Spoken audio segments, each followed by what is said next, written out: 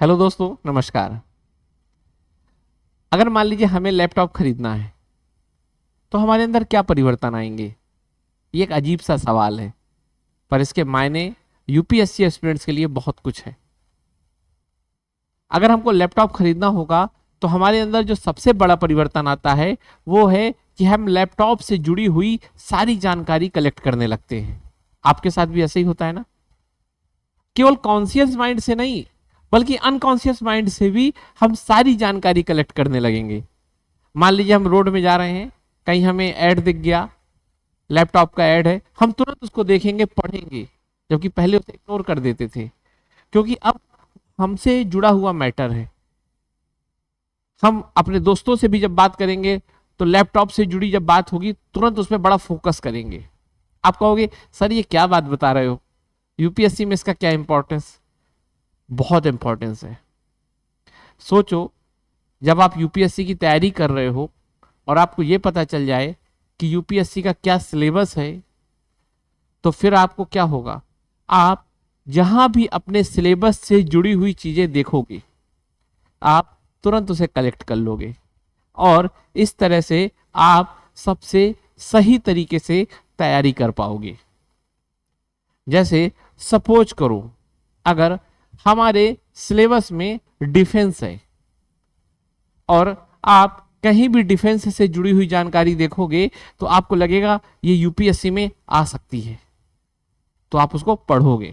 वहीं दूसरी तरफ आपको यह भी पता हो जाएगा सिलेबस की जानकारी के बाद कि सिलेबस में क्या नहीं है, तो आप कई चीजों को इग्नोर भी कर सकते हो और इस तरह से आप एक अच्छे यूपीएससी एस्पिरेंट्स बन सकते हो। हम रोज न्यूज़पेपर पढ़ते हैं, पर हमें वास्तव में ये पता ही नहीं होता कि इस न्यूज़पेपर में क्या पढ़ना है।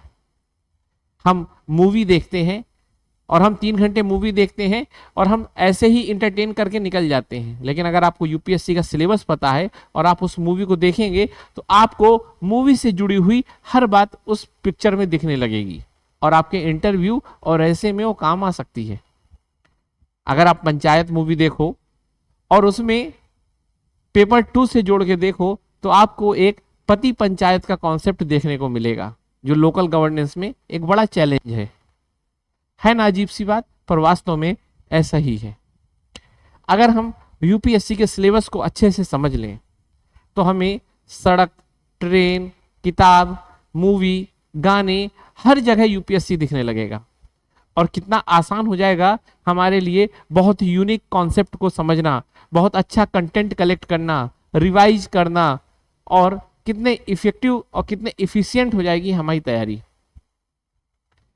आपको बड़ी हैरानी होगी अगर मैं आपको यूपीएससी के ऐसे की थॉट्स बता दूं कि हमारे ऐसे में क्या थॉट आते हैं, और आपको 1 या 2 ऐसे गाने बता सकता हूं जिससे हर साल यूपीएससी में सवाल आता है। ये पाप है क्या, ये पुण्य है क्या? एक मूवी है चित्रलेखा, उसका एक सॉन्ग है, उस सॉन्ग से 100 मार्क्स का क्वेश्चन लगातार 5 साल से आ रहा है। बड़ा अजीब लगेगा आपको, पर वास्तव में ऐसा ही है। यूपीएससी एक अधिकारी का चयन करता है और अधिकारी समाज में काम करता है और इसी समाज से ही तो क्वेश्चन आते हैं। ये सब आपको अगर जानकारी हो जाए तो आपकी तैयारी बहुत कम समय में बहुत बेहतरीन हो सकती है। शायद आपको इस वीडियो की इंपॉर्टेंस अब समझ में आ रही होगी। तो अगर मैं संक्षेप में कहूं तो इस वीडियो को देखने के बाद आप एक मैच्योर यूपीएससी एस्पिरेंट्स बन जाएंगे। आपको पता होगा कि क्या पढ़ना है और क्या नहीं पढ़ना। आप न्यूज़पेपर पढ़ोगे तो आप न्यूज़पेपर पढ़ते समय जब भी कोई घटना पढ़ोगे, अगर आपने पढ़ा डोमेस्टिक वायलेंस, तो आप जोड़ लोगे कि फर्स्ट पेपर के सोसाइटी वाले पार्ट में इसको लिख सकते हैं। और पूरा न्यूज़पेपर जो अभी तक आपको लगता था इसमें क्या पढ़ना है क्या नहीं पढ़ना, अब वो आपको ऐसा लगेगा जैसे यूपीएससी का सिलेबस आपके सामने आ गया हो। तो ये इस वीडियो का इंपॉर्टेंस है। तो चलिए हम अपने आज की क्लास को आगे चलते हैं और इस लेक्चर को जिसको आज हम पढ़ने जा रहे हैं, इसको हम बेसिकली बहुत माइक्रो लेवल पे डिटेलिंग नहीं करेंगे क्योंकि उसमें बहुत समय लग जाएगा और उसके डिटेलिंग करने का जब समय आएगा, जब आप इंटरेस्ट दिखाओगे और आपके अंदर उतनी गहनता आ जाएगी, तब हम बात करेंगे। आज हम चारों सिलेबस के जो मेन पॉइंट हैं उनको समझते हैं। तो सबसे पहला आपको ये जानकारी होगी कि यूपीएससी में जीएस के 4 पेपर होते हैं, GS first, GS second, GS third और जीएस फोर्थ। चारों पेपर सेम मार्क्स के होते हैं, 2 दिन में 4 एग्जाम होते हैं। सारी जानकारी आपको होगी। आइए हम एक एक पेपर के बारे में अच्छे से समझते हैं। आपके सामने बोर्ड पे जो दिख रहा है वो पहले पेपर के बारे में जानकारी है। उम्मीद है कि आपको चीजें साफ दिख रही होंगी। जो पहला पेपर होता है वो basically culture, history, heritage, geography और इसमें एक टॉपिक और होता है सोसाइटी। ये 4 चीजें बेसिकली फर्स्ट पेपर में होती हैं।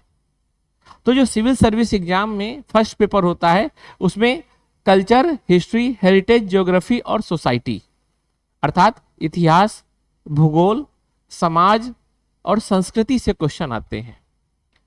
इसमें जो इतिहास है उसमें भारत का इतिहास मुख्यतः होता है, पर उसमें विश्व का इतिहास भी पूछा जाता है। कल्चर में सामान्यतः भारत का ही कल्चर या भारत की संस्कृति के बारे में पूछा जाता है। भूगोल में वर्ल्ड ज्योग्राफी और इंडियन ज्योग्राफी दोनों से रिलेटेड क्वेश्चन आते हैं। अभी मैं इसमें किताबों पे चर्चा नहीं करूंगा क्योंकि ज्यादा चीजें पढ़ने में कंफ्यूजन हो सकता है। किताबों के बारे में हम एक अलग से वीडियो बनाएंगे। तो चलिए हम इसको और सब पार्ट में देखते हैं।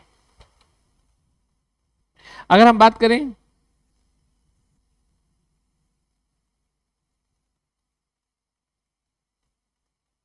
कल्चर ऑफ इंडिया, है ना, ये अगर हम देखें कि फर्स्ट पेपर में जो कल्चर वाला पॉइंट है उसमें कौन कौन से क्वेश्चन आते हैं, तो बेसिकली जो कल्चर में क्वेश्चन आते हैं संस्कृति में, उसमें आर्किटेक्चर और लिटरेचर अर्थात वास्तुकला और साहित्य कला, इन 2 से क्वेश्चन आते हैं। साथ में जो अन्य फॉर्म होते हैं कल्चर के, जैसे डांस, म्यूजिक, थिएटर, इन सब से भी क्वेश्चन आ सकते हैं।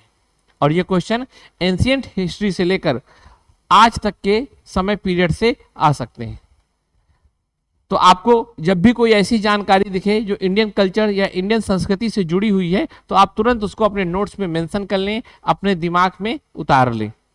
इसमें ऊपर वाला जो पॉइंट लिखा हुआ है वो बेसिकली इंडियन कल्चर के जो साइलेंट फीचर हैं, जो इंडियन कल्चर की मुख्य विशेषताएं हैं, उससे भी सवाल पूछे जा सकते हैं। जैसे स्पिरिचुअलिटी, जैसे पर्यावरण के साथ कोएग्जिस्टेंस, जैसे भारतीय संस्कृति में स्थायित्व और परिवर्तन का एक साथ होना, ऐसे तमाम तरह के सवाल पूछे जा सकते हैं। और जब भी आप न्यूज़पेपर पढ़ेंगे, किताब पढ़ेंगे, तो आपको इसी को ध्यान में रखकर पढ़ना है। जब भी आप सिलेबस को देखें तो आप सिलेबस को एक प्रकार से चश्मा समझें, ग्लासेज, और इन्हीं चश्मा को लगा के आपको चीजें देखनी है। समझ में आ रही बात? तो जब भी आप पढ़ेंगे आज के बाद, अगर आपको कहीं इंडियन आर्किटेक्चर में या इंडियन लिटरेचर के बारे में कुछ पढ़ने को मिले, तो आप समझना कि ये यूपीएससी में कैसे इंपॉर्टेंट है, इसमें मेंस से क्या क्वेश्चन आ सकता है। और इस तरह से आपको बहुत शानदार तरीके से पढ़ाई होगी। जैसे अगर मान लो आप एक क्वेश्चन आ जाए कि भारतीय संस्कृति में या इंडियन लिटरेचर में पर्यावरण संरक्षण के संबंध में कैसे कैसे प्रावधान है, चर्चा करिए, तो आप उसमें मेंशन कर सकते हैं। अगर आपने अभिज्ञान शाकुंतलम पढ़ा है, अगर आपने मेघदूत पढ़ा है, अगर आपने रामायण को भी पढ़ा है, उसमें भी आप देख सकते हैं कि कैसे प्रकृति को लेकर कोएग्जिस्टेंस के भाव के साथ हम आगे बढ़ते हैं, अर्थात प्रकृति और मनुष्य एक साथ ही मतलब उत्थान का कारण हो सकते हैं।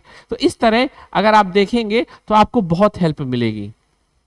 तो आज के बाद कहीं भी पढ़िएगा, आर्किटेक्चर, लिटरेचर अगर आ जाए, तुरंत उसको दिमाग में बैठाइएगा। और न्यूज़पेपर में तो जरूर, अगर आपको कोई मूवी देख रहे हो और मूवी में भी आपको ऐसा देखने को मिले, तो आप उसको भी लिख लीजिएगा।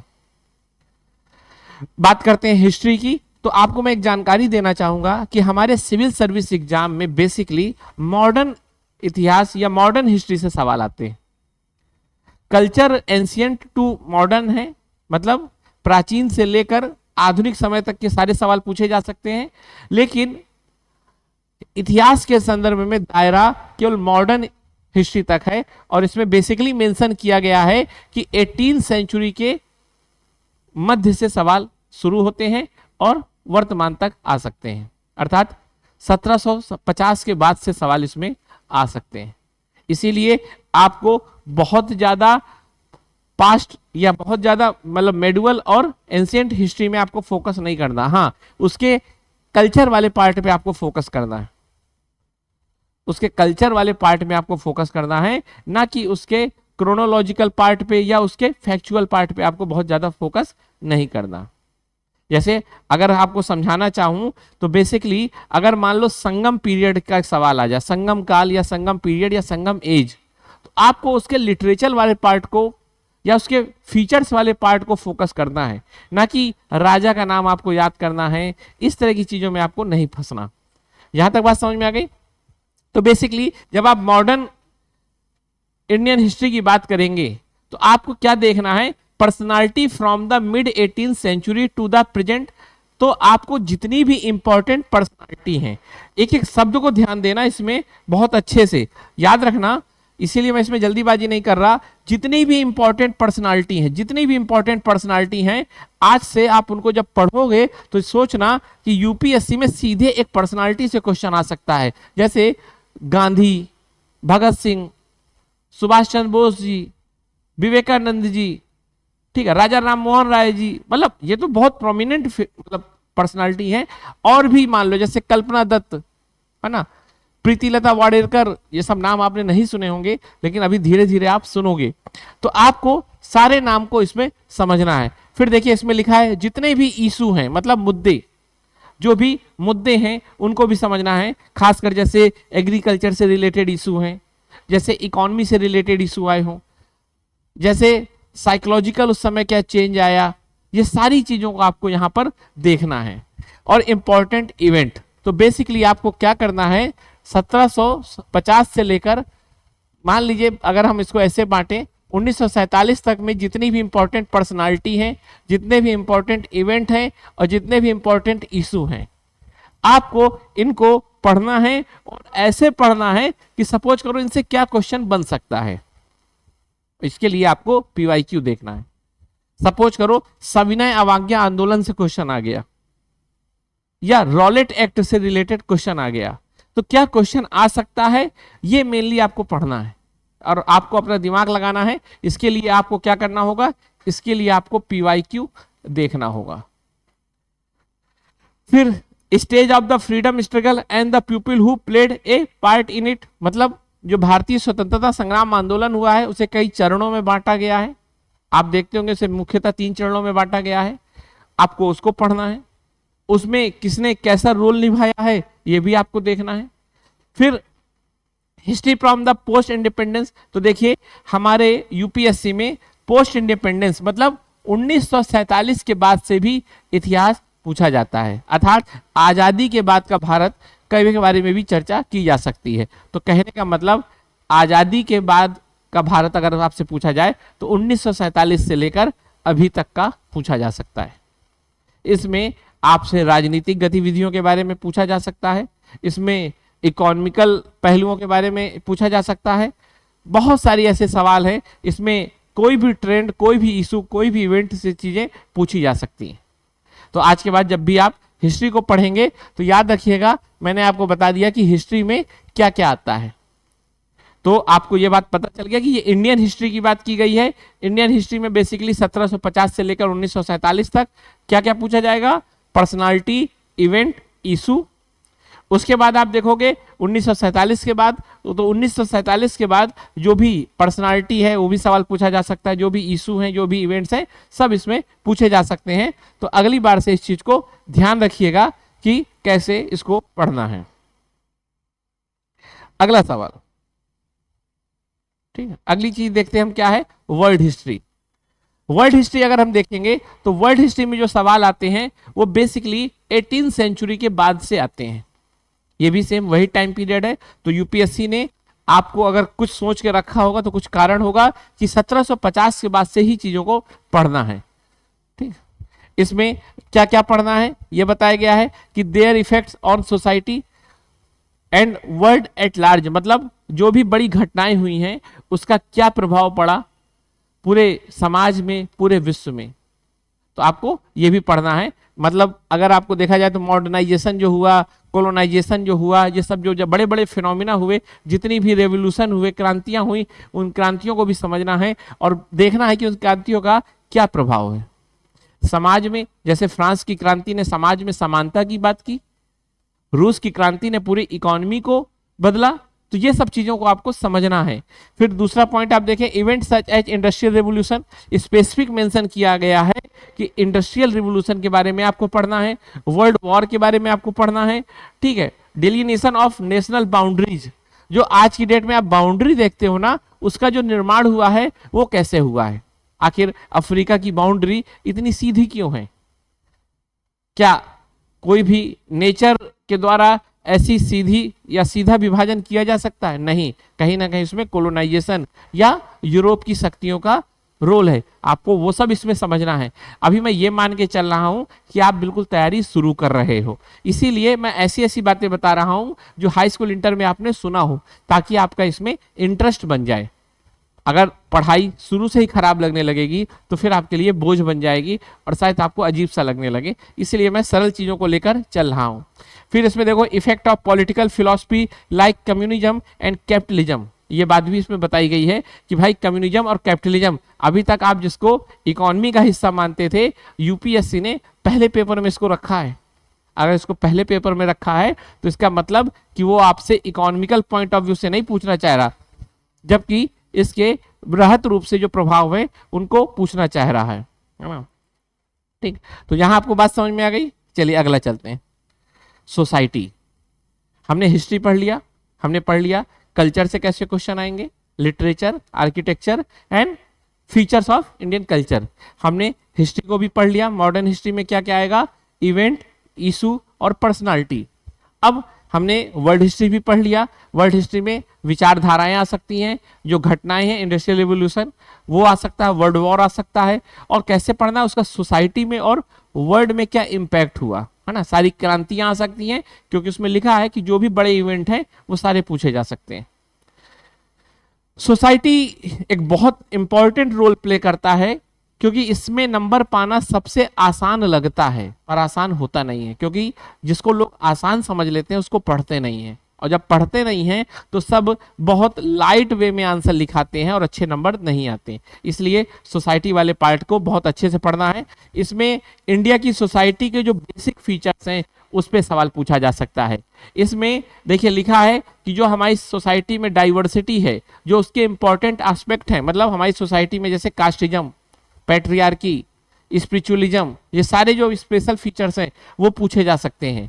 इसमें पूछा जा सकता है पॉपुलेशन से रिलेटेड जो भी इशू आ रहे हैं, जैसे over population, demographic dividend, demographic disaster, या सपोज करिए सेक्स रेशियो है ना, या चाइल्ड सेक्स रेशियो जो कम हो रहा है, ये सारे सवाल यहां से पूछे जा सकते हैं। फिर इसमें पूछा गया है कि वुमेन लेड ऑर्गेनाइजेशन, मतलब महिलाओं से जुड़े हुए जो संगठन हैं उनको आपको बहुत ध्यान से पढ़ना है। अगर आप कभी न्यूज़पेपर पढ़ेंगे तो आप उसमें एक संगठन के बारे में बहुत सुनते होंगे, सेवा। अगर सेवा SEWA है ना, तो वो सेवा जैसे एसोसिएशन अगर आप पढ़े तो तुरंत मेंशन करिए, क्योंकि आपको कहीं ना कहीं लिखने में काम आएंगे। साथ में सोसाइटी से रिलेटेड क्वेश्चन आ सकते हैं। अब देखिए इसमें क्वेश्चन लिखा है poverty and development related issue. अब आप कहोगे सर पॉवर्टी और डेवलपमेंट तो इकोनॉमी में आना चाहिए था, पर ऐसा नहीं है। गरीबी हमारे समाज को भी एक स्वरूप या एक दिशा देती है, उसकी दशा को निर्धारित करती है। तो गरीबी न केवल एक आर्थिक या एक इकोनॉमिक फिनोमिना है, बल्कि एक सोसाइटी से जुड़ा हुआ भी मेन डायमेंशन है। अगर आप गरीबी को देखेंगे तो गरीबी एक सामाजिक समस्या ज्यादा नजर आएगी, वो आपको इसमें देखना है। इसमें अर्बनाइजेशन से सवाल आ सकता है, प्रॉब्लम ड्यू टू इट, कि आज जो अर्बनाइजेशन हो रहा है, जो सभी लोग नगरों की तरफ रह रहे हैं, जैसे आज के समय में भारत में 31% लोग नगरों में रहते हैं, सब शहर छोड़ मतलब गांव छोड़ के शहर में आ रहे हैं, उससे सवाल आ सकते हैं। अगर देखो अब इसमें अर्बनाइजेशन शब्द अगर लिखा है ना, तो इसमें जो हमारे यहाँ आजकल रिवर्स अर्बनाइजेशन हो रहा है उससे भी सवाल आ सकते हैं, कि हम सैटरडे संडे को अब गांव चले जाते हैं। उससे भी इसमें सवाल आ सकते हैं। फार्म हाउस का जो कल्चर चलने लगा है, ठीक है। बाद में इसमें देखो कम्युनलिज्म मतलब सांप्रदायिकता से जुड़े हुए सवाल आ सकते हैं, रीजनलिज्म से जुड़े हुए सवाल आ सकते हैं, सेकुलरिज्म से जुड़े हुए सवाल आ सकते हैं। तो ये सब आपको पढ़ना है। और जो सबसे लास्ट इंपॉर्टेंट टॉपिक है सोसाइटी का, वो है ग्लोबलाइजेशन। ग्लोबलाइजेशन का महिलाओं में क्या प्रभाव हुआ, ग्लोबलाइजेशन का पुरुषों में क्या प्रभाव हुआ, ग्लोबलाइजेशन का बच्चों में क्या इंपैक्ट हो रहा है, ग्लोबलाइजेशन का नॉर्थ इंडिया में क्या इंपैक्ट हुआ, ग्लोबलाइजेशन का मान लीजिए स्पेसिफिक अगर पूछा जाए आपसे किसी सेक्टर में क्या इंपैक्ट हुआ, इकोनॉमी में, पॉवर्टी में, वो सारे सवाल इससे बन सकते हैं। तो आपको आज के बाद जब भी न्यूज़पेपर पढ़ना है और कहीं अगर दिख जाए कि ग्लोबलाइजेशन के कारण बच्चों में सोशल मीडिया को लेकर ज्यादा अट्रैक्शन और डिप्रेशन और लोनलीनेस जैसे कॉन्सेप्ट आ रहे हैं, तो तुरंत एक इंपैक्ट के तौर पे लिख लेना है। ग्लोबलाइजेशन से अगर महिलाओं को उनके अधिकारों के साथ जोड़ा जा रहा है तो आपको लिख लेना है, नोट्स बना लेना है। देखिए एक प्रकार से हम पढ़ तो सिलेबस रहे हैं और ये देख रहे हैं कि यूपीएससी में क्या आता है, पर आपको ये भी समझ में आ जाएगा कि न्यूज़पेपर कैसे पढ़ना है, और इसीलिए मैंने ये वीडियो बनाया है। आगे चलते हैं, बात करते हैं ज्योग्राफी की। तो ज्योग्राफी में जो सवाल है बेसिकली इंपॉर्टेंट नेचुरल रिसोर्स, जो भी भारत के प्रमुख प्राकृतिक संसाधन हैं उनके बारे में पढ़ना है। और देखिए इसमें क्या लिखा है, साउथ एशिया, भारत नहीं लिखा, भारत को तो पढ़ना ही पढ़ना है, साउथ एशिया इसमें मेंशन है वर्ड। तो याद रखिएगा आज के बाद जब भी पढ़िएगा तो उसे भारतीय उपमहाद्वीप और साउथ एशिया के पॉइंट ऑफ व्यू से पढ़िएगा। साथ में इसमें लिखा है factor affect the location of primary, secondary and tertiary sector. जो प्राइमरी सेक्टर, सेकेंडरी सेक्टर और टर्चरी सेक्टर के इकोनॉमिक एक्टिविटी होती हैं, उनको कौन कौन सी चीजें प्रभावित करती हैं, कहाँ स्थापित होने को लेकर, ये सारी सवाल आएंगे। और सबसे इंपॉर्टेंट जो इसमें लिखा है कि geographical phenomena and their causes like tsunami, earthquake, cyclone, volcanic activity, ये सारी जो एक्टिविटी है इसके क्या कारण है, क्या प्रभाव है, ये सब भी आपसे पूछा जा सकता है। तो याद रखिएगा the various geographical features and their location. इसमें लिखा है change of feature with location like water bodies and the polar ice cap. आपको ये सब भी चीजें देखनी है। तो मतलब ज्योग्राफी से जुड़े हुए जो भी सवाल आपको यहाँ दिखाई दे रहे हैं, जो भी पॉइंट आपको दिखाई दे रहे हैं, आज के बाद आप कहीं भी अगर न्यूज़पेपर में पढ़ें, मूवी में देखें, किताबों में देखें, एनसीईआरटी में देखें, तो आपको ये पता चल जाना चाहिए कि यूपीएससी में क्या इंपॉर्टेंस है। और सबसे मेन बात, आप सब कहीं ना कहीं किसी ना किसी कॉलेज में पढ़ रहे हो, फर्स्ट ईयर सेकेंड ईयर आप पढ़ रहे हो, आपके 3 सब्जेक्ट होते हैं, 2 सब्जेक्ट होते हैं। जब आप वो सब्जेक्ट पढ़ते हो ना तो आप एकेडमिक हो जाते हो, लेकिन आपको लगता है कि आप यूपीएससी की तैयारी नहीं कर रहे, यूपीएससी की तैयारी का स्ट्रेस रहता है, पर वास्तव में ऐसा नहीं है। अगर आपका मान लीजिए सब्जेक्ट ज्योग्राफी है तो आप आज के बाद समझ जाओगे कि उसमें एकेडमिक जो पार्ट है और उसमें जो यूपीएससी वाला पार्ट है वो दोनों कैसे एक साथ मर्ज हो जाएंगे, और आपको लगेगा कि आप अब यूपीएससी की भी तैयारी कर रहे हो। बेसिकली मेरा कहने का ये मतलब है कि अगर आप एकेडमिक हो और आपको यूपीएससी का सिलेबस पता है तो आप साथ साथ में यूपीएससी की भी तैयारी करने लग जाते हो। उससे समय बचता है, मेंटल हेल्थ अच्छी रहती है और आपको भी अच्छा लगता है। अब पेपर 2 आता है ना। हम थोड़ी स्पीड अप बढ़ाएंगे क्योंकि अब आपको समझ में आ गया होगा कि मेरा बताने का तरीका यही है। और जो मैंने इसमें पॉइंट लिखे हैं, ऐसा कुछ नहीं कि मैंने बहुत स्पेसिफिक कुछ अपने हाथ से लिखा है। ये सारे पॉइंट्स आपको यूपीएससी की साइट्स में मिल जाएंगे, या तमाम कोचिंग का डालेंगे आप तो यूपीएससी सिलेबस आपको देखने को मिल जाएगा। अगर इसकी हार्ड कॉपी लेना हो तो कहीं मत जाइए, किसी भी कोचिंग जाइए, वो आपको जब अपने कोचिंग के बारे में बताएंगे तो सिलेबस भी दे देंगे और आपके हाथ में सिलेबस आ जाएगा, चुपचाप से लेके घर आ जाइए। ठीक है, जहां से जो अच्छा मिले उसको ले लेना चाहिए। ठीक है, अब आता है पेपर 2 जनरल स्टडी। ठीक है, देखिए जो पेपर 2 है, पेपर फर्स्ट में तो हमने आपको बता दिया क्या क्या आता है। पेपर फर्स्ट में हिस्ट्री, कल्चर, ज्योग्राफी, सोसाइटी। ठीक, पेपर 2 में बेसिकली क्या आता है, पॉलिटी, है ना, समझ में, राज्य व्यवस्था, कॉन्स्टिट्यूशन, संविधान, गवर्नेंस, शासन व्यवस्था, सोशल जस्टिस, सामाजिक न्याय और इंटरनेशनल रिलेशन, ये सवाल आते हैं। तो बेसिकली अब आपको पता चल गया है कि जो दूसरा वाला है वो constitution, governance, social justice, polity और इंटरनेशनल रिलेशन से जुड़े हुए सवाल आते हैं। अगर मान लीजिए ईरान ने इजराइल पे जो लड़ाई चल रही है वो कहाँ आएगा, इसमें आएगा। ठीक, तो चलिए अब इसमें एक एक पॉइंट को इसमें बताया गया है कि जो सोशल जस्टिस से जुड़े हुए पॉइंट हैं उसमें क्या क्या है। तो जैसे जो वेलफेयर स्कीम है, भारत सरकार की कई सारी वेलफेयर स्कीम आती हैं, वो इसमें पूछी जा सकती हैं। अब देखिए, welfare scheme issued by the central and the state, दोनों पूछी जा सकती हैं। ध्यान रखिएगा, इसमें स्टेट को भी मेंशन किया हुआ है। कई बार ऐसी योजनाएं होती हैं जो किसी स्टेट में बहुत सफल हो जाती हैं, तो वो भी एक उदाहरण के तौर पे आप उसको केस स्टडी के तौर पे लिख सकते हो। ठीक, फिर इसमें देखिए, law mechanism bodies and the institution setup for the protection and development of the vulnerable section, मतलब जो भी भारत में वल्नरेबल सेक्शन है, सुभेद्य लोग हैं, कमजोर लोग हैं, मुख्य धारा से अलग लोग हैं, उनके विकास के लिए जो भी संस्था बनाई गई है उसके बारे में आपको पता होना चाहिए। जैसे महिलाओं के मामले में महिला आयोग, SC ST के मामले में SC ST आयोग। तो ये सब चीजें आपको पढ़ना पड़ेगा, उसके फीचर्स, उसके क्या क्या कमियां हैं, क्या उसमें कुछ नया चेंज आ रहा है, वर्ल्ड में सबसे बेस्ट केस स्टडी का क्या एग्जाम्पल है, ये सब आपको पढ़ना पड़ेगा। Issue in development and the management of the social service sector, मतलब जो भी मतलब सर्विस सेक्टर से रिलेटेड मामले हैं उनको आपको समझना होगा। Problem pertaining to the hunger and poverty, अब देखो यहां भी पॉवर्टी है और वहां भी पॉवर्टी था। हंगर और पॉवर्टी से रिलेटेड पॉलिटिकल एंगल से क्वेश्चन सोचने हैं कि भारत में नीति निर्माण के आधार पे बताना है कि कैसे ये सब हंगर को और उसको बढ़ाते हैं। समझ में आई बात, गरीबी को बढ़ाते। तो वहां गरीबी को एक सामाजिक पहलू के तौर पे देखना था और यहां गरीबी को आपको देखना है एक राजनीतिक पहलू के तौर पे, एक प्रशासनिक पहलू के तौर पे, अर्थात नीति निर्माता के तौर पे आपको यहां पर देखना है। वहां एक सामाजिक प्राणी के तौर पे देखना था।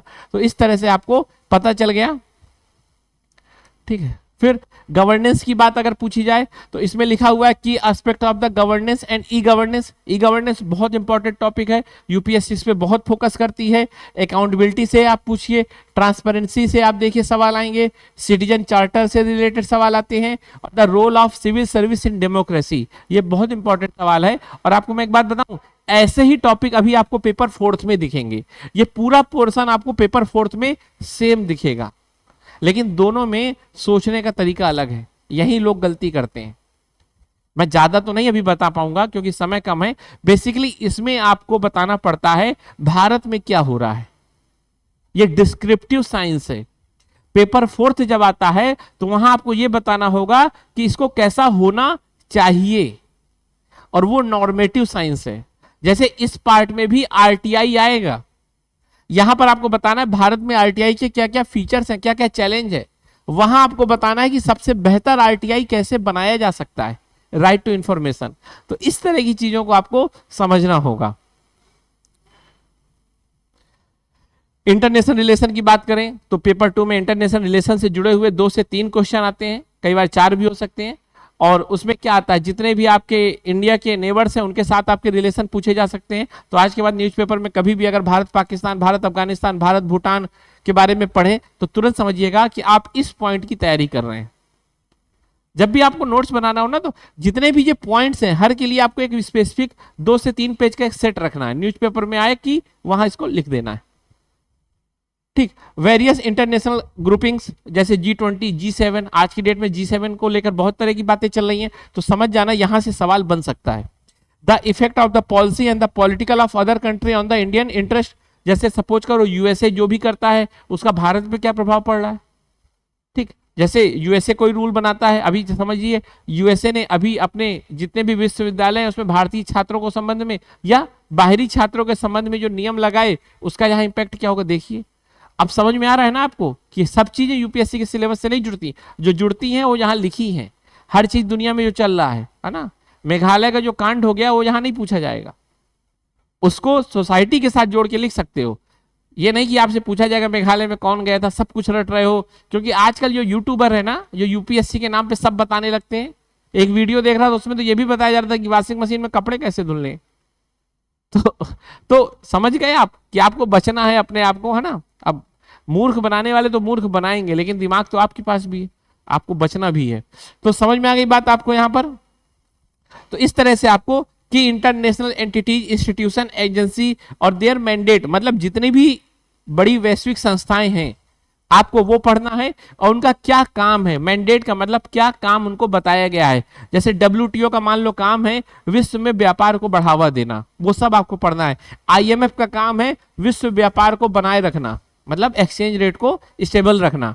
इस तरह की चीजें आपको यहाँ पर समझनी है। ये बहुत इंपॉर्टेंट टॉपिक है और बहुत इंटरेस्टिंग है, पढ़ने में भी बहुत मजा आता है। और सबसे ज्यादा मैं आपको इंपॉर्टेंट बात बताऊं कि इस टॉपिक के लिए कोई स्पेसिफिक बुक नहीं होती, ये केवल और केवल न्यूज़पेपर से ही आप कंप्लीट करते हो। तो इसका नोट्स जरूर बनाया करो, पूरा कंप्लीटली देख लो, और आज के बाद जब भी न्यूज़पेपर पढ़ना तो इसको देख के ही पढ़ना। ये वीडियो जो मैंने आपको आज बता रहा हूं इसको 2 से 3 बार सुनना, और इसमें अगर आप अच्छा इंटरेस्ट दिखाओगे तो मैं हर टॉपिक को अभी और भी अच्छे से डिफाइन करूंगा, ठीक है, और भी अच्छे से डिफाइन करूंगा। याद रखिएगा कि इसमें जो हमने कहा गवर्नेंस, सोशल जस्टिस, ठीक है, तो इसमें कॉन्स्टिट्यूशन से जुड़े हुए भी सवाल आते हैं, ठीक है। इसमें सोशल जस्टिस, तो याद रखिएगा कॉन्स्टिट्यूशन को मैंने ज्यादा इसमें डिकोड नहीं किया क्योंकि मुझे लगता है इतना आपको पता चल जाता है, ठीक है। पॉलिटी और कॉन्स्टिट्यूशन से जुड़े हुए सवाल आते हैं। बेसिकली ये जो सोशल जस्टिस और गवर्नेंस अजीब से लगते थे, इसलिए इनके बारे में मैंने थोड़ी चीजें बता दी हैं। बाकी आपको खुद से भी पढ़ना है, इसको नहीं कॉपी करना। मैं ये नहीं कहता कि मैं जो बता रहा हूँ वो कंप्लीट है, आपको सिविल सर्विस का एग्जाम का नोटिफिकेशन डाउनलोड करना है और वहीं से देखना है, या किसी कोचिंग जाके भी आप वहां से मटेरियल ला सकते हो, कहीं से भी डाउनलोड कर सकते हो, करके इसको आप देखना, ठीक है। यहां तक बात समझ में आ गई, ठीक। चलिए अब आता है पेपर 3, जो बेसिकली पेपर 3 है वो इकोनॉमी का पेपर है। उसमें लेकिन बहुत सारे और भी चीजें हैं, जैसे उसमें इकोनॉमिक डेवलपमेंट या इंडियन इकोनॉमी समझ लीजिए, एनवायरनमेंट अर्थात पर्यावरण, डिजास्टर मैनेजमेंट मतलब आपदा प्रबंधन, जैसे हाल ही के समय में अभी परसों के दिन बड़ा दुखद मामला हुआ जिसमें एक हमारे एयर इंडिया का विमान दुर्घटनाग्रस्त हो गया। फिर आप देखो उसमें NDRF, SDRF जैसी टीम पहुंचती है, वो सब इसी से जुड़ा हुआ मामला है। फिर सिक्योरिटी, इसमें इंटरनल सिक्योरिटी से जुड़े हुए सीधे सवाल आते हैं, टेक्नोलॉजी से जुड़े हुए सवाल आते हैं, बायोडाइवर्सिटी से जुड़े हुए सवाल आते हैं। तो पेपर 3 अगर आपको देखा जाए तो सबसे बड़ा पेपर है, इसका कंटेंट कलेक्ट करने में सबसे ज्यादा टाइम लगता है और बहुत इंटरेस्टिंग भी होता है क्योंकि इसमें बहुत तरह के डाइवर्स टॉपिक है, तो पढ़ने में मजा आता है। लेकिन एग्जाम में सबसे ज्यादा इसमें लिखने में हाथ दर्द होता था, लेकिन अब इसको भी कौन कवर कर रहा है? पेपर 4 में बहुत लिखना पड़ता है। चूंकि मैं इसलिए आपको बता रहा हूं कि आपको पता तो चले कि यूपीएससी कितनी शानदार चीज है, ठीक है। तो चलिए इंडियन इकोनॉमी वाले इसमें आपको जो टॉपिक दिख रहे होंगे तो बेसिकली इसमें प्लानिंग रिलेटेड टॉपिक आते हैं। तो जैसे पंचवर्षीय योजनाओं के बारे में पूछा जा सकता है, मोदी सरकार ने जो नीति आयोग बनाया उससे जुड़े हुए सवाल आ सकते हैं, गवर्नमेंट बजटिंग से सवाल आ सकता है। तो इसमें आपको पता होना होगा कि जो भारत का बजट होता है वो क्या होता है, उसका जो ईयर होता है वो कैसे डिसाइड होता है, उसका जो समय पीरियड होता है उसका क्या कारण है, बजट्स के part, revenue budget, capital budget, budget को लेके चैलेंज, समस्याएं, उससे इशू, सब आप इसमें पढ़ना होगा। फिर एक टॉपिक है इसमें इंक्लूसिव ग्रोथ एंड इशू, ये भी आपको पढ़ना होगा कि समावेशी विकास क्या है, भारत के लिए समावेशी विकास क्यों जरूरी है, समावेशी विकास के पीछे क्या लॉजिक है, क्या समस्याएं हैं, ये सारी चीजें आपको पढ़नी होगी। और न्यूज़पेपर में आप देखिए कि इससे जुड़ी हुई न्यूज पर डे कुछ ना कुछ रहती है। लिबरलाइजेशन एंड इट्स इफेक्ट, देखो अब यहां भी पूछा गया है। देखिएगा फर्स्ट पेपर में ग्लोबलाइजेशन पूछा गया और ग्लोबलाइजेशन और लिबरलाइजेशन आपस में कनेक्ट है, यहां लिबरलाइजेशन पूछा गया। उदारीकरण का क्या प्रभाव है आपको पढ़ना है, एलपीजी रिफॉर्म के बाद जो भारत में चेंज आए वो पढ़ना है, सब चीजें आपको इसमें देखनी होगी। Infrastructure, investment model like PPP, ये सब आपको पढ़ने हैं। रोड, परिवहन, ट्रांसपोर्ट, लॉजिस्टिक, एयरपोर्ट, ये सब चीजें आपको इसमें पढ़नी है। डैम और सबके बारे में आपको नॉलेज कलेक्ट करना है ना। अजीब लग रहा होगा ना, बहुत पढ़ना है, वास्तव में सब हो जाता है और होगा भी क्यों ना। जब आपको इतनी शानदार नौकरी मिल रही है जिसमें आप पूरे लाइफ टाइम में इतना कुछ सीखोगे, कहीं और इसके अलावा जगह नहीं है, तो जब इतनी शानदार आपके पास अपॉर्चुनिटी है तो इतनी मेहनत तो बनती है। एग्रीकल्चर से जुड़े हुए इसमें सवाल आते हैं, तो आप एग्रीकल्चर वाले टॉपिक को देखिए। इसमें क्रॉपिंग पैटर्न, इरिगेशन, इंफ्रास्ट्रक्चर जो एग्रीकल्चर से जुड़ा हुआ है, टेक्नोलॉजी जो जुड़ी हुई है, जो उसके चैलेंज है एग्रीकल्चर से रिलेटेड, जो एनिमल से रिलेटेड मतलब फार्मिंग से रिलेटेड है, वो सब चीजें इसमें पूछी जाएंगी। फूड इंडस्ट्री से जुड़े हुए सवाल आते हैं, जैसे इसमें फूड प्रोसेसिंग से जुड़े हुए सवाल आते हैं, सप्लाई चेन मैनेजमेंट से सवाल आते हैं, up stream and down stream से जुड़े हुए सवाल आते हैं, objective of public distribution system, जो आप राशन कार्ड की दुकान में जाते हो, पीडीएस, उससे जुड़े हुए सवाल आते हैं, फूड सिक्योरिटी से, और लैंड रिफॉर्म इसमें बहुत इंपॉर्टेंट टॉपिक है, भूमि सुधार, वो बहुत इंपॉर्टेंट टॉपिक है, तो उससे भी मामला जुड़ा हुआ पूछा जाता है। तो अगर कभी भी कोई भूमि सुधार से जुड़ा हुआ टॉपिक आप देखो, या फूड प्रोसेसिंग से जुड़ा हुआ कोई टॉपिक देखो, अगर सप्लाई चेन से जुड़ा हुआ कोई टॉपिक देखो, अगर मिनिमम सपोर्ट प्राइस उससे जुड़ा हुआ कोई टॉपिक देखो, न्यूनतम समर्थन मूल्य जिसको बोलते हैं, जिसके लिए किसानों ने लगातार आंदोलन किया था 2 साल, साथ में आप सब्सिडी से जुड़ा हुआ मामला देखो, खाद सब्सिडी, चाहे वो फर्टिलाइजर सब्सिडी हो, तो आपको सारी चीजें इसमें याद रखनी है। साइंस और टेक्नोलॉजी याद रखिएगा, साइंस से ज्यादा सवाल नहीं आते, बेसिकली टेक्नोलॉजी से ज्यादा सवाल आते हैं, जैसे चंद्रयान गया, या मान लो कोई भी स्पेस टेक्नोलॉजी, डिफेंस टेक्नोलॉजी, जैसे इस समय S-400 बहुत इंपॉर्टेंट है, तो उससे जुड़ा हुआ सवाल आ सकता है। और इसमें सीधे डायरेक्ट सवाल आता है, तो Indian and their achievements in science and technology, मतलब ऐसा नहीं जो करंट में हो बस वही पूछा जाए। भारत ने जो पीछे भी, जैसे रमन इफेक्ट, या मान लो भारत की जो भी अभी तक वैज्ञानिक सफलताएं हैं वो इसमें पूछी जाएंगी। इंडिजीनियस टेक्नोलॉजिकल इनोवेशन, जो भारत ने तकनीकी को अपने अनुसार बदला, वो भी पूछा जाएगा, जैसे वैज्ञानिकता का भारतीयकरण इसमें पूछा जाएगा। General awareness of space, IT robotics, computers, biotechnology and nano technology, तो इसमें याद रखिएगा जो भी इंपॉर्टेंट टेक्नोलॉजी है उससे जुड़े हुए सवाल आते हैं। इंटेलेक्चुअल प्रॉपर्टी राइट्स, ये बहुत इंपॉर्टेंट सवाल है, उससे भी जुड़े हुए इसमें मामले आते हैं। अब ये क्या होता है, ये सब क्या होता है आपको पता होना चाहिए, नहीं है तो हम धीरे धीरे बता देंगे। इन्वायरमेंट और डिजास्टर मैनेजमेंट से जुड़ा हुआ भी पेपर 3 में आता है। इन्वायरमेंट प्रोटेक्शन को लेकर, इन्वायरमेंट कंजर्वेशन को लेकर, और कैसे इन्वायरमेंट को लेकर एक इन्वायरमेंटल इम्पैक्ट असेसमेंट, एक भारत सरकार का प्रोसेस होता है कि जब भी आपको कोई कंपनी लगानी होती है या कोई भी ऐसा मामला जो इन्वायरमेंट में प्रभाव डालेगा, कुछ करना होगा, तो आपको भारत सरकार से परमिशन लेना होगा, तो उसी का ये प्रोसेस होता है इन्वायरमेंटल इम्पैक्ट असेसमेंट। तो इससे जुड़े हुए भी सवाल आते हैं, पॉल्यूशन से जुड़े हुए सवाल आ सकते हैं, कंजर्वेशन से जुड़े हुए सवाल आ सकते हैं। तो पेपर 3 मैंने आपको कहा था ऑलरेडी बहुत बड़ा है। अब इंटरनल सिक्योरिटी देखो, तो जितने भी इंटरनल सिक्योरिटी से जुड़ी हुई एजेंसियां हैं, जैसे भारत की जो मतलब पुलिस फोर्स होती है, जो केंद्र की पुलिस फोर्स होती है, सीआरपीएफ, सीआईएसएफ, उससे जुड़े हुए सवाल आ सकते हैं, है ना। इसमें लिखा होगा security agency and their mandates, ये देखिए various security agency and forces and their mandates, मतलब बीएसएफ किस काम के लिए है, बीएसएफ में क्या चैलेंजेज हैं, सीआईएसएफ, सीआरपीएफ,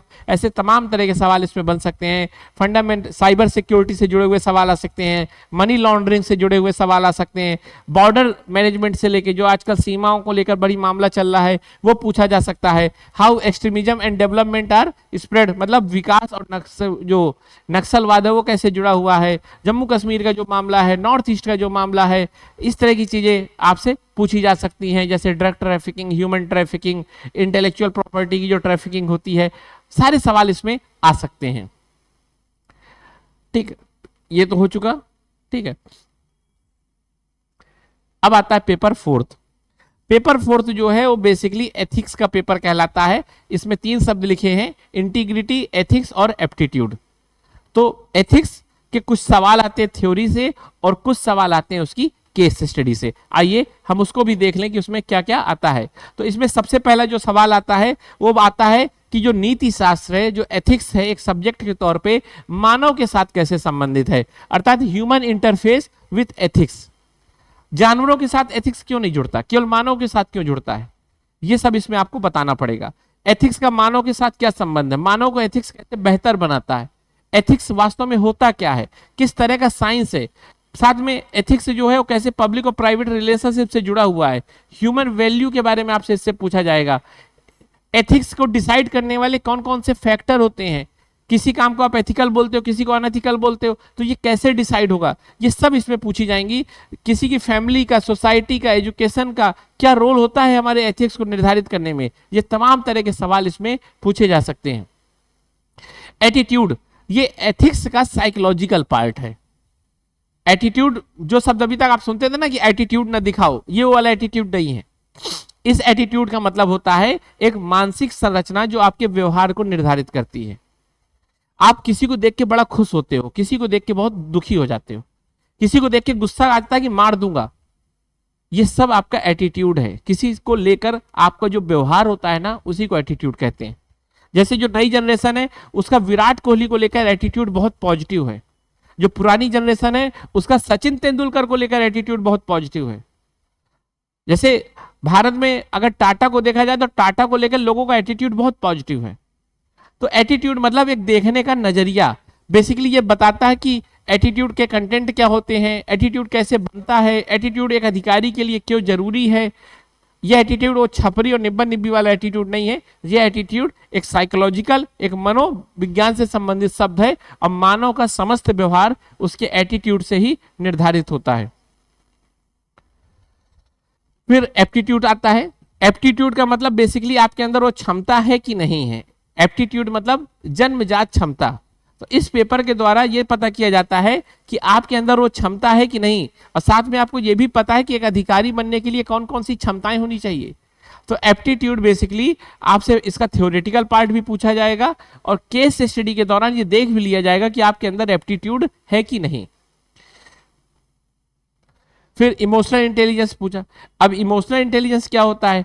इमोशनल इंटेलिजेंस एक ऐसा टॉपिक है जिसमें हम ये पढ़ते हैं भावनाओं का प्रबंधन कैसे करते हैं।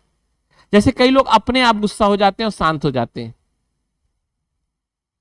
वो अपने भावनाओं पे कंट्रोल रखते हैं, पर कई लोग देखो आप तुरंत गुस्सा और उनका कंट्रोल ही नहीं है। तो बेसिकली इमोशनल इंटेलिजेंस की वह क्षमता होती है जिसमें इंसान अपनी भावनाओं को प्रबंधित करता है, जिसमें इंसान अपनी भावनाओं को कंट्रोल कर लेता है। उसको कब गुस्सा करना है, कितना गुस्सा करना है, किससे प्यार से बात करनी है, किससे अच्छे से बात करनी है, किससे नाराजगी जाहिर करनी है, वो सब उसको पता है।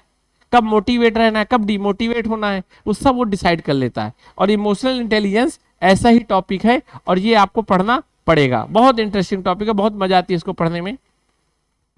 फिर जितने भी भारतीय फिलोसफर हैं या वेस्टर्न फिलोसफर हैं, उनका एथिक्स में क्या योगदान है, आपको गांधी, चाणक्य, इनके बारे में पढ़ना होगा। साथ में प्लेटो, मतलब एरिस्टोटल, उनकी जो थॉट्स हैं उनके बारे में पढ़ना होगा। मिल, जेम्स मिल या लॉक या रूसो, ये सारी चीजें आपको पढ़नी होगी।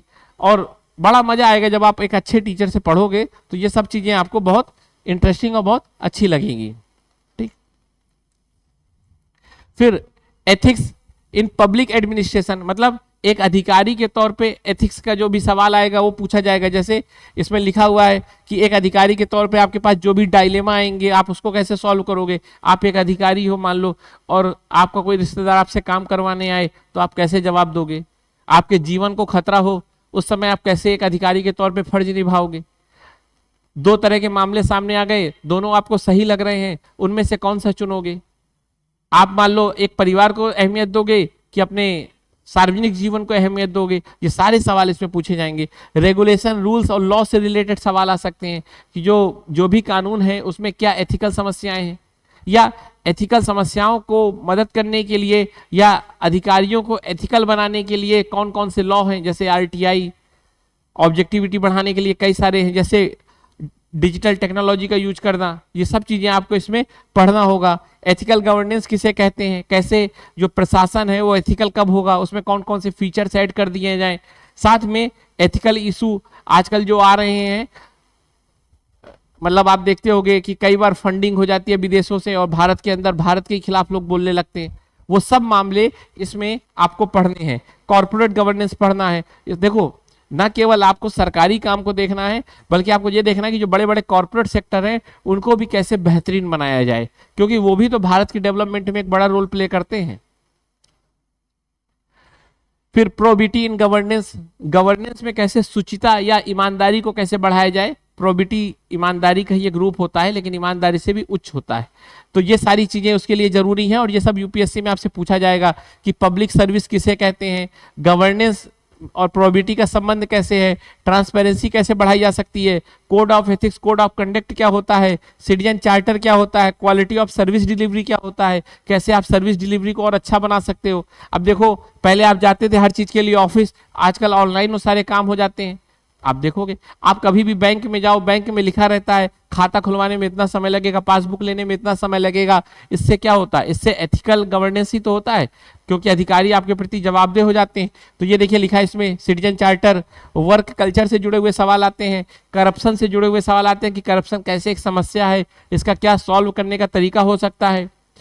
साथ में इससे जो ये पेपर है ये तो थ्योरी का पार्ट था, इसमें केस स्टडी भी आती है। मतलब जो भी हमने देखा, probity in governance, aptitude, attitude और पॉलिटिकल थिंकर को समझना और उनको जानना, ह्यूमन इंटरफेस और एथिक्स को समझना, ये सारे तो थ्योरी से जुड़े हुए मामले हैं। लेकिन इसका ही प्रैक्टिकल स्वरूप केस स्टडी के फॉर्म में आएगा, जिसमें आपको एक केस स्टडी दिखा दी जाएगी कि मान लो आप कुंभ के मेले में हो और एक भगदड़ हो गई, और आप क्या कैसे इस प्रॉब्लम को देखते हो, क्या क्या इसमें समस्याएं आपके सामने दिख रही हैं, इसको कैसे समाधान करोगे। ये तमाम तरह की बातें आपसे पूछी जाएंगी और आपको इसको पूरा 250 वर्ड में लिखना होगा। तो बहुत ही एक अच्छा पेपर होता है। और आज हमने paper first, paper second, paper third, paper fourth के बारे में पूरा डिटेल से पढ़ लिया है। अगर आपको ये अच्छा लगा तो आप इस वीडियो को 2 या 3 बार देखिएगा, तो आपके दिमाग में चीज़ें आ जाएंगी कि आज के बाद कैसे पढ़ना है। और मुझे ज़रूर बताइएगा, तो मैं इसकी माइक्रो डिटेलिंग हर टॉपिक की एक एक बताऊंगा, और उसके बाद आपकी पढ़ाई और भी शानदार हो जाएगी, ये मेरा दावा है। Thank you.